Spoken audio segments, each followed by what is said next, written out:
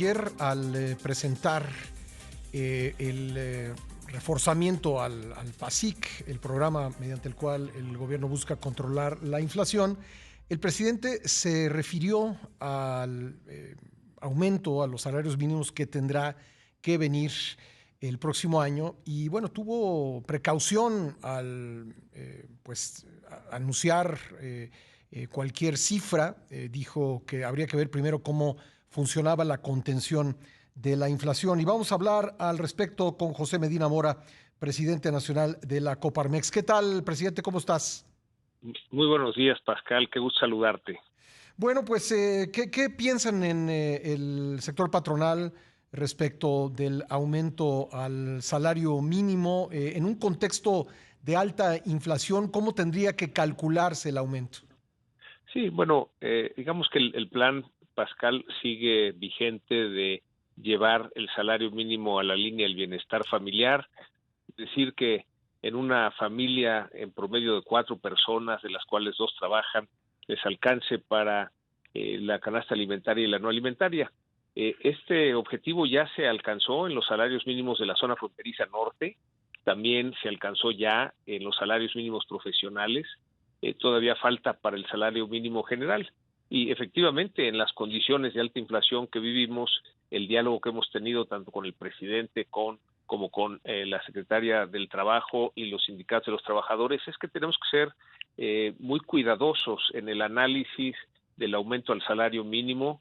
Si bien es cierto que la propuesta que haremos incluirá un ajuste de inflación más la mide este monto independiente de recuperación solamente para el salario mínimo general y que este no repercuta en inflación que finalmente se revierta en el poder adquisitivo del salario de los trabajadores. Estamos en ese análisis. Estamos reviviendo, presidente, la carrera salarios contra precios que conocimos de muy mala manera en México el siglo pasado. No, ahora es una situación diferente porque en ese tiempo el salario mínimo estaba indexado a pagos de servicios, de multas, de créditos hipotecarios. Entonces, efectivamente, Pascal, cuando se aumentaba el salario mínimo, aumentaban todos estos conceptos y entonces se hacía esa escalada inflacionaria.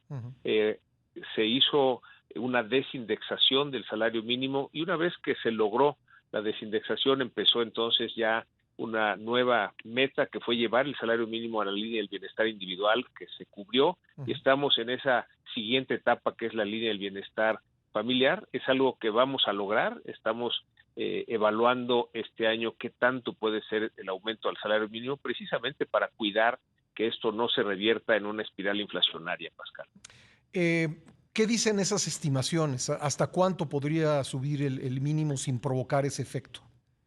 Sí, un poco la estimación que tenemos es que pudiera ser alrededor de 6 puntos arriba de la inflación y solamente para el salario mínimo general, de tal manera que este no repercuta en una inflación general y desde luego lo más importante es que el poder adquisitivo del salario de los trabajadores no se vea mermado. Es decir, 9 por redondear, 9 más 6. Alrededor de esa cifra, Pascal, es el análisis que estamos haciendo que pudiera aplicarse en las condiciones de alta inflación que tenemos presentes. Ahora, ¿repercute también, de acuerdo con sus estimaciones, los incrementos que ha habido en pensiones, en programas sociales? De alguna manera, el incremento en las pensiones, que recordarás una propuesta de la iniciativa privada en donde estaremos aumentando esa aportación para tener una pensión digna, es algo que ya está contemplado. Consideramos importante que exista ese fondo para que precisamente los trabajadores que llegan a la edad de jubilación tengan esa pensión digna. Por otro lado, los programas sociales, más bien el efecto que estamos viendo, Pascal, es que en algunas regiones del país y en algunos sectores esto ha generado que los que reciben los programas sociales no quieran seguir trabajando, es decir, tenemos una situación de vacantes abiertas que no pueden ser cubiertas. Esto puede tener una consecuencia en el sector productivo si no logramos cubrir esas vacantes. El otro día el secretario de Hacienda, de hecho en su comparecencia en el Congreso, presumía, voy a utilizar ese verbo, pero creo que es preciso, que 70% de las familias mexicanas reciben algún programa social. ¿Esto es de alguna manera algo que puede considerarse un éxito? No, consideramos que si bien es cierto que los programas sociales son necesarios, dada la pues población mexicana que está en condición de pobreza, nos dice Coneval 66 millones de mexicanos están en condición de pobreza, esto ha aumentado.